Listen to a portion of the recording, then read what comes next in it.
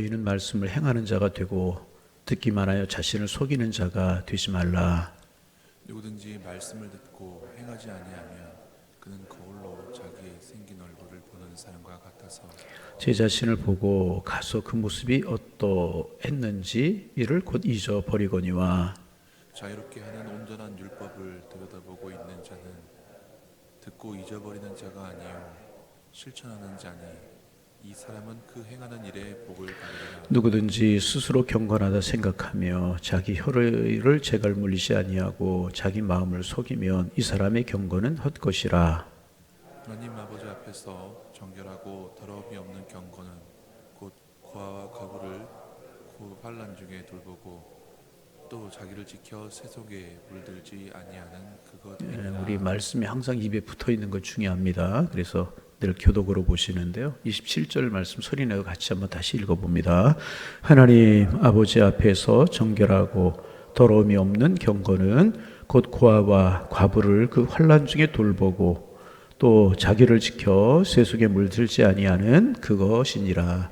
아멘. 제가 말씀을 다 읽을 수도 있는데 매일같이 교독을 하는 이유는 뭐냐 하면 우리 입술에 좀 하나님의 말씀이 딱 붙어 있으면 좋겠다. 그런 소박한 마음이 있어서 교독하고 이제 그렇게 하는데, 교독할 때마다 잘 읽으셔서 여러분들의 입술에 말씀이 딱 붙어 있고 마음에 딱 붙어 있기를 바랍니다. 이제 우리가 야고보서 계속 새벽에 묵상하고 있어요. 이제 사도행전 10장에 보면 고넬료라고 하는 사람이 나옵니다.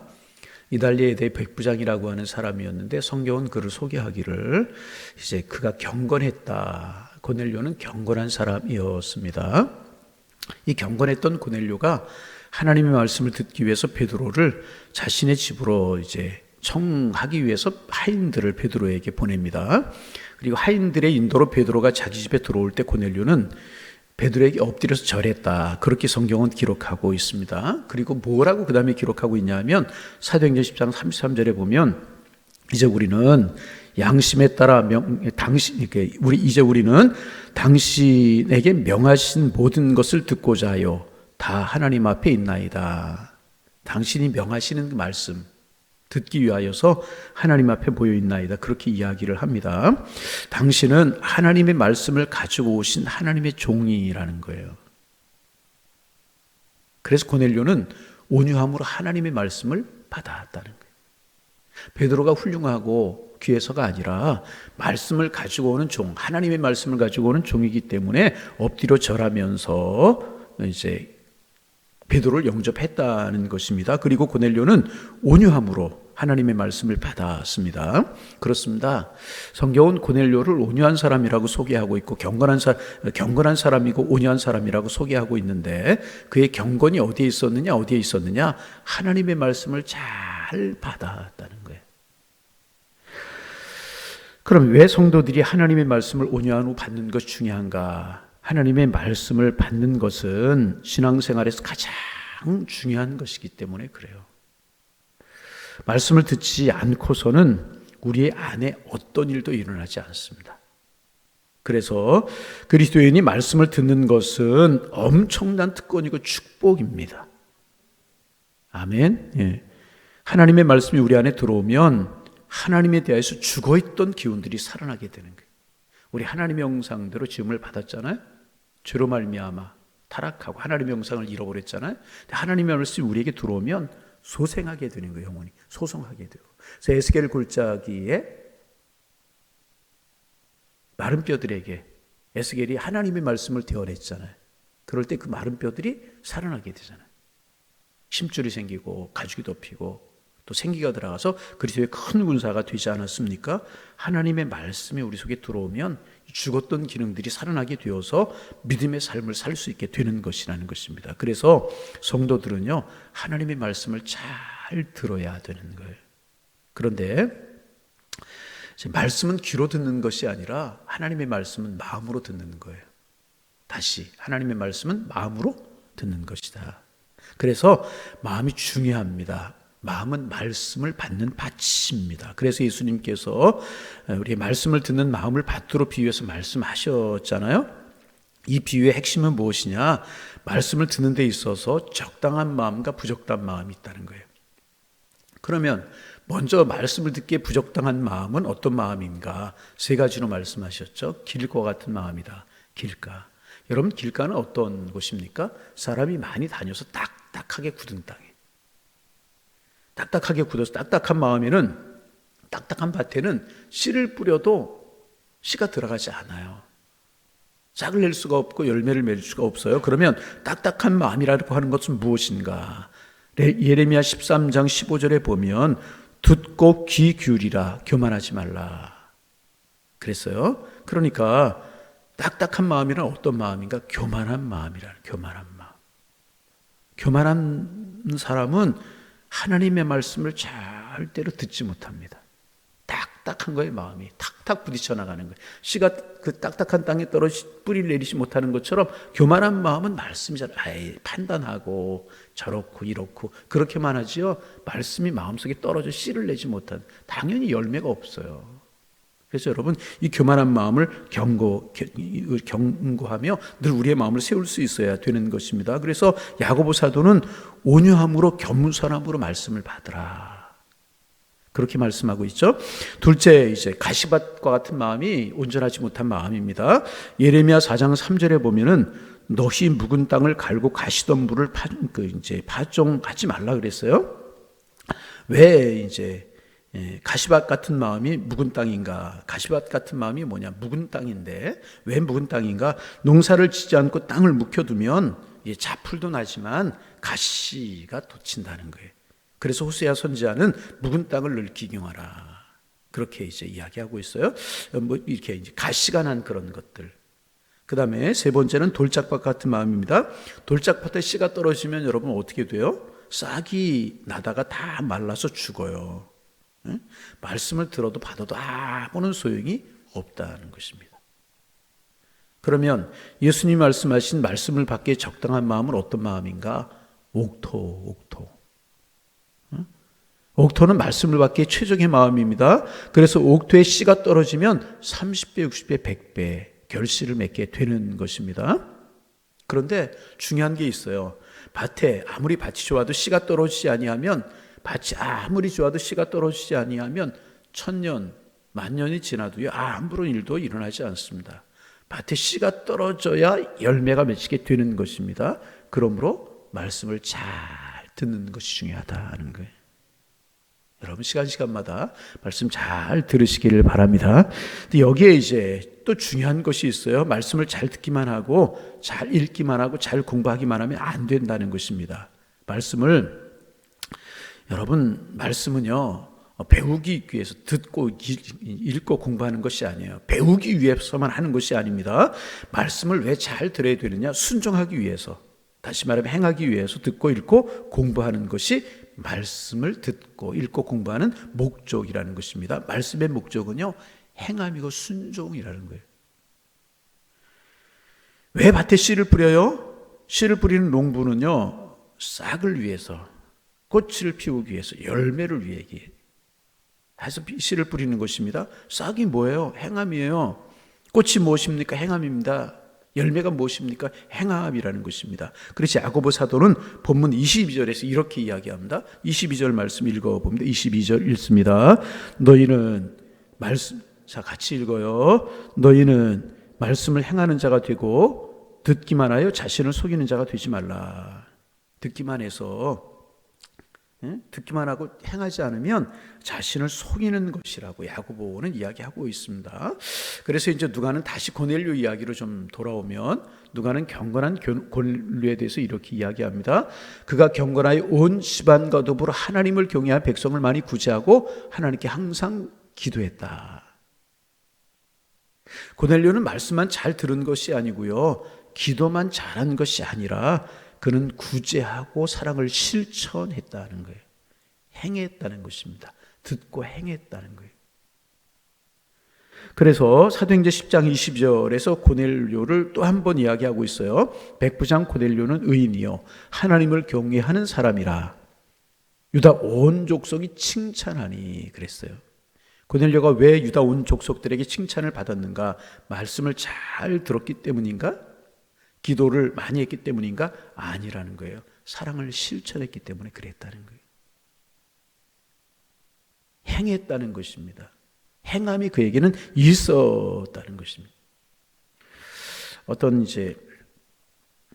한 분이 성지순례를 가기로 했대요. 여러분, 이제 그리스도인들에게 이제 좀 이렇게 그 로망이라나 꿈이라고 그러나요? 그 하나가 이제 성지순례 가는 거잖아요. 여러분도 기회가 되시면 하나님이 축복하셔서 성지순례 한번 다녀오시기를 바랍니다.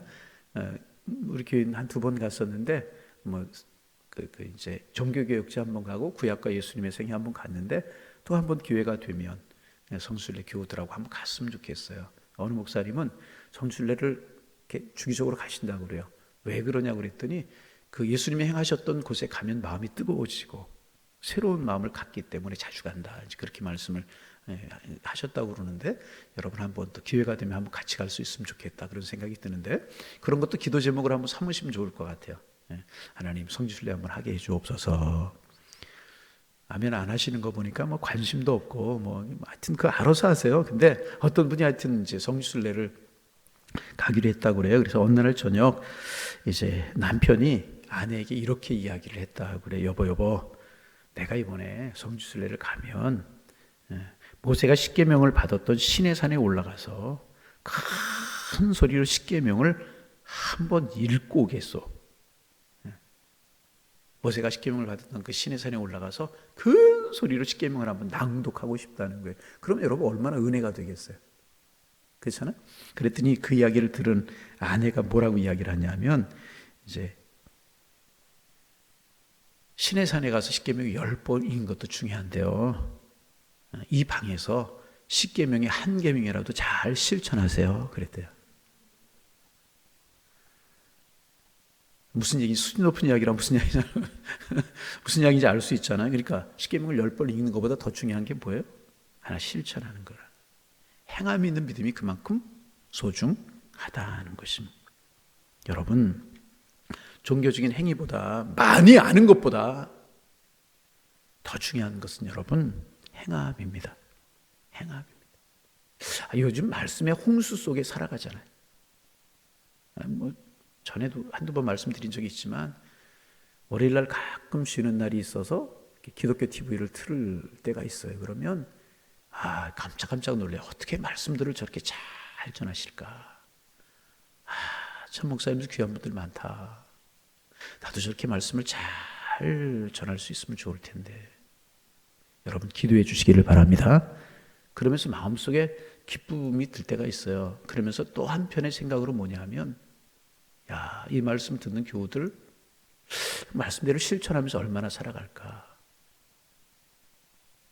귀만 커지고 가슴이 뜨거워지지 못하고 손발이 없는, 그래서 뭐라고 말은 말하고 판단은 많이 하는데 삶을 보면 말만 많이 하지 행함이 없는 그런 신앙 살아가는 것은 아닐까? 그렇다면 말씀의 홍수 속에 살아간다는 것이 축복이 아니고 복이 아니고 오히려 귀만 키우는 비정상적인 신앙인들을 만들어내는 거 아닌가, 이런 생각이 들 때가 있어요. 여러분 그렇잖아요. 말씀을 왜 듣는 게 중요해요? 행하기 위해서 듣는 것, 순종하기 위해서 듣는 거란 말이죠. 그런데 행함이 없다면 귀만 커지고 손발이 없는, 가슴이 없는 그런 신앙인이 될 수밖에 없다는 것입니다. 그래서 예수님 뭐라고 그래요? 오늘 우리가 찬송했지만은 마태복음에서 그렇게 말씀하시잖아요. 누구든지 나의 이 말을 듣고 행하는 자가 그 집을 반석 위에 지은 지혜로운 사람 같을 것이다. 행하지 않는 자는 모래 위에 집을 짓는 어리석은 사람 같을 것이다. 그게 뭐예요? 듣기만 하고 행하는 자가 되지 않은 그 말씀 듣는 것이 아무런 소용이 없다는. 아무리 방송에서 흘러나오는 설교 수천 번 수만 번 한번 들어도 그건 소용없는 믿음이라는 거예요. 행함이 없으면 소용없는 믿음이라는 거예요. 그래서 말씀을 왜 듣는 것인가? 행하기 위해서 듣는 것이라. 듣고 행하는 자가 복이 있다. 여러분, 듣고 행해야 복이 되게 되는 것이라는 것입니다. 듣고 행해야 세상을 이길 수 있게 되는 것이라는 것입니다. 그래서 야고보 사도는 또 이렇게 이야기합니다. 25절 말씀 같이 한번 읽어봅니다. 25절 읽습니다. 자유롭게 하는, 듣고 잊어버리는 자가 아니요 실천하는 자니 이 사람은 그 행하는 일에 복을 받으리라. 듣고 실천하는 자가 복이 있는 사람이다. 할렐루야. 듣고 행하는 자가 복이 있는 사람이다. 그렇다고 여러분 오해하지 마세요. 방송설 그런 거 듣지 말라는 이야기 아니고요. 듣는 거 참 중요합니다. 깨달음 있는 거 중요합니다. 그런데 행하는 사람이 되어야 될 것이라. 여러분 많이 듣기만 하면 또 우리가 어떤 실수를 범하는 줄 아십니까? 그 말씀을 나에게 적용해야 되는데 다른 사람에게 적용을 한단 말이에요. 이게 또한 나에게 적용, 나에게 실천한 삶. 그러면 행하기 위해서 우리가 어떻게 해야 되는가? 행하기 위해서 많이 들으면 머릿속에 머물러 있잖아요. 머릿속에만 머물러 있으면 안 되고요. 머릿속에 있는 말씀이 가슴으로 내려와야 되는. 가슴으로. 그래서 머리 신앙이 가슴 신앙이 되어야 된단 말이에요.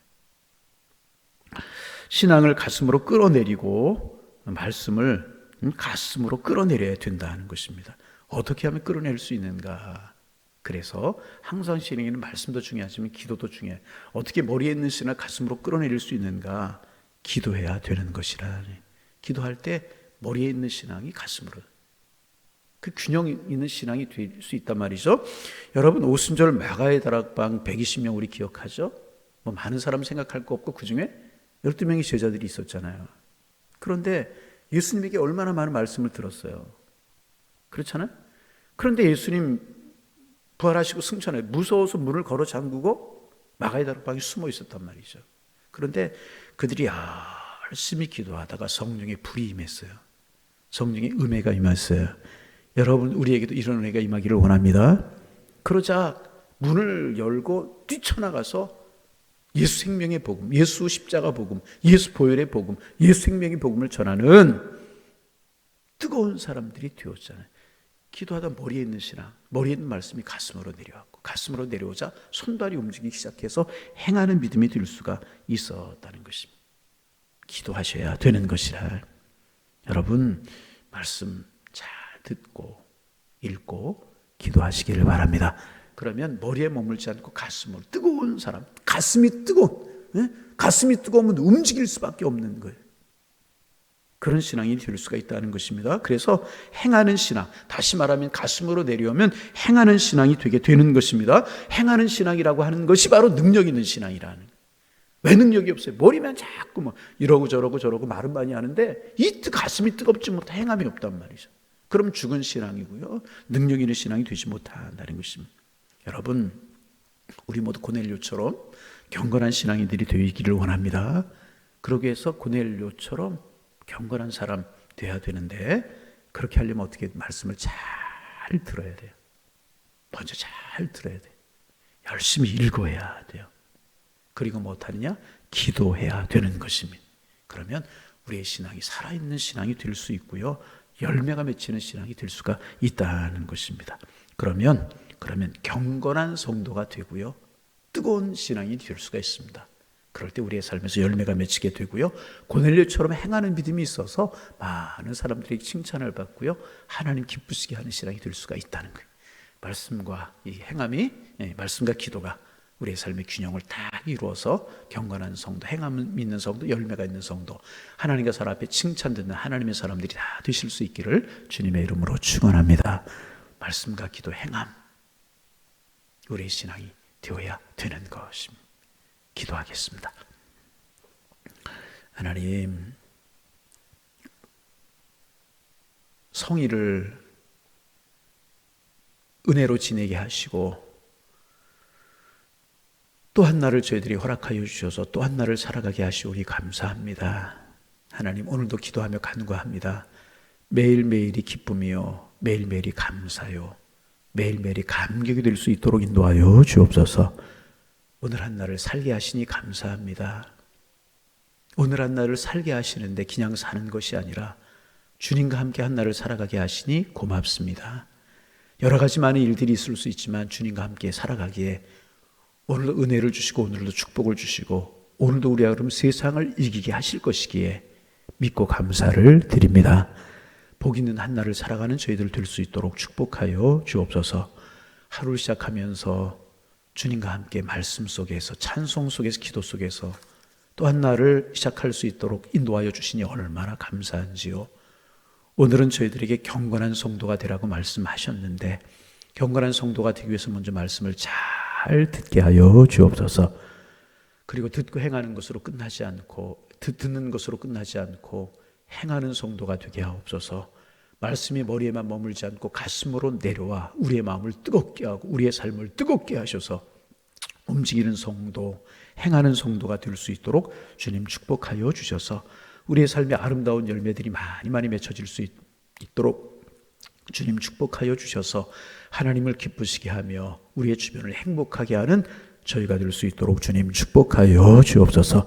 하나님, 우리의 가슴이 뜨겁기를 원합니다. 주님을 사랑하는 마음으로 뜨거워지고 주님의 몸된 교회를 사랑하는 마음으로 뜨거워지고 가족과 이웃을 사랑하는 마음으로 뜨거워질 수 있는 저희가 될 수 있도록 축복하여 주셔서 우리가 가는 곳마다 아름다운 열매, 아름다운 십자가의 사랑, 하나님의 은총이 드러날 수 있도록 주님 축복하여 주옵소서. 하나님, 말씀 잘 들을 수 있는 옥토가 되기를 원합니다.